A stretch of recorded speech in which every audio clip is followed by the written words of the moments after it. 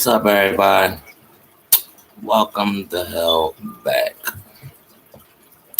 So, as the title say, feds.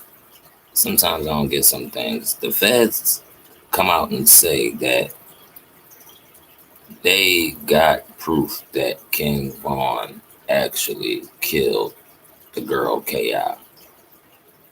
And some things just they left. Why?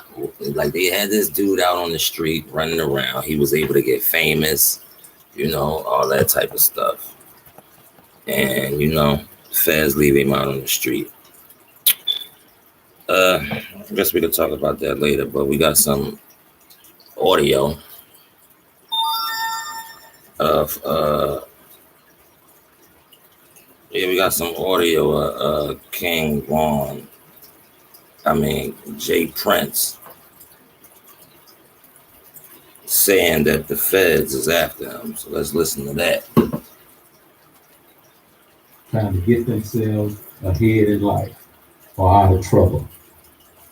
There's a movement by some rogue FBI agents and federal prosecutors that have a hate Jay Prince racism disease.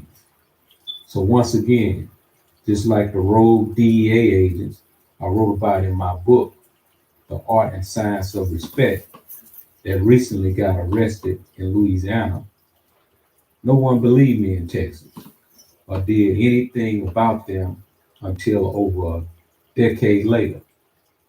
It took Congresswoman Maxine Waters and the late great Janet Reno to put a spotlight on the rogue DEA agents' actions.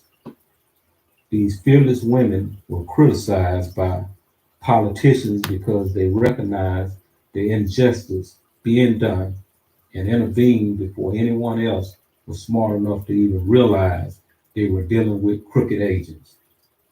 To this day, no one wants to accredit these women for their forward movement, but I do, because their involvement possibly saved my life. It took prosecutors in Louisiana to catch them, thanks to Prosecutor Tad Duray for doing a great job on convicting Chad Scott. He ruined a lot of people's lives in Texas, along with his partner in crime, Jack Schumacher, who killed so many people that he had Depression can be pretty rough. You feel alone with your depression. lost count when he was asked under oath how many had he killed. I know this sounds like a movie, but this shit is real because I have been getting harassed all of my life by racist, hateful cops and agents. I've had drugs planted on me on two different occasions by dirty cops and had to beat those cases in court.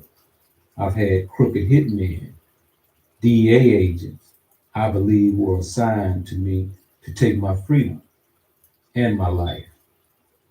I've been extensively audited and harassed by the IRS on several occasions with no penalties. And now it's the FBI falling in line with those dirty criminal tactics. So to all who have ears, hear this.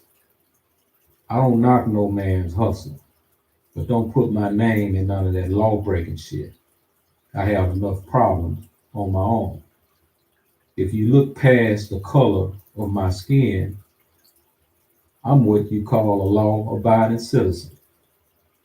Yet, I pay millions in taxes for them to treat me like shit. Stay tuned. My goal is to teach and show the present and the future generations how the alphabets may change. DEA, FBI, HPD, IRS, but their goals and tricks stay the same to ultimately destroy us. It's me today and you tomorrow. To be continued. All right, man. This is 100% disturbing, and I'm gonna tell you one thing, man. This reeks of the counterintelligence program, J. Edgar Hoover's counterintelligence program, which pretty much had the blankets pulled off of them because they were trying to be an undercover, faction of the government, but a group, pretty much broke into a building and uncovered all the documents. And let me tell you, those documents were disturbing. Now, just to give it to you in a nutshell, you have to do your research to really get a full scope. But the best I could tell you, it was pretty much a series of covert and legal projects conducted by the United States Federal Bureau of Investigation that aimed at surveilling, infiltrating, discrediting, and disrupting domestic American political organizations. Now, you may sit back and say, he's not a political organization. No, but Gotta kind of step outside the box and look at it like, all right, if you have an entity that's trying to stop the rise of a certain group of people, who would they target? Who would be the type of people that they would target? Self-made millionaires, self-made men who are able to galvanize, who are able to get people together, who are able to be influential to a lot of people. And again, if people don't believe this, you have to really, really go do your due diligence, go study the COINTELPRO program. And it was a lot of bad apples. Now, a lot of people will say, well, that was dismantled, that was disbanded, it's not around no more. I would have to heavily, heavily disagree with you because maybe, you had some bad apples, taken out at that time. But proof of that is the guy Chad Scott.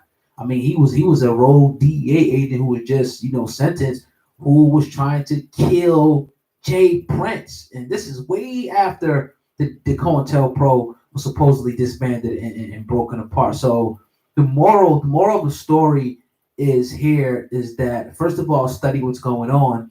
And I'm going to say this because I know for a fact, I know that there's law enforcement, probably agents and all that listen to this. I wouldn't put that past it at all. But my thing is, if you're law abiding, if you're doing the right thing, if you're about your work, you're doing things by the book, you're doing things right, salute to you. I don't have a problem with you, you know what I mean? But to the ones who are the bad apples, I do believe and I do know they're out there and they're looking to do anything they could do to take individuals down. And I'm definitely never, ever in my life will be naive to that. And I don't think that the program was ever disbanded. I think that it just evolved with time, and you still have people in there, who want to take people down. I mean, proof of it is Jay Prince. I mean, he's showing you like, look, they tried to, he said on a couple different occasions, they tried to plant drugs on me. They tried to kill.